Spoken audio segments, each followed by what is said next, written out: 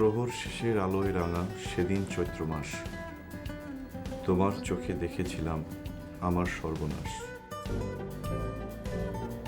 রেশমেশ, আপনি আমার চোখে সর্বনাশ দেখলেন? এই সর্বনাশ সেই সর্বনাশ নয়। জানেন, একটা ইন্টারেস্টিং নিউজ আছে। আপনাকে ফোন করতে যেয়ে আপনার বড় বোনকে ভুলে ফোন করে ফেলেছিলাম। তাই নাকি? কি বললো?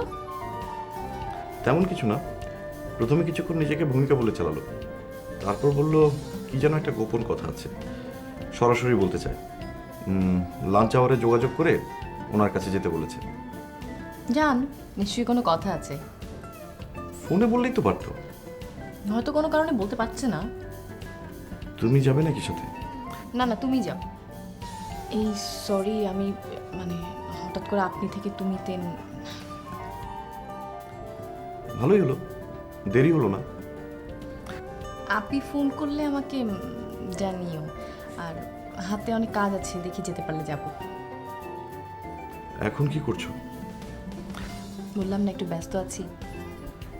লাঞ্চের সময় বড় আপার কথা শোনার পর তারপর না হয় আমরা দুজন একটু ঘুরে বেড়াবো। তার আগেই না আবার সব শেষ হয়ে যাবে। কি কিছু বললে? না, কিছু বলিনি। তো রাখি, বাই।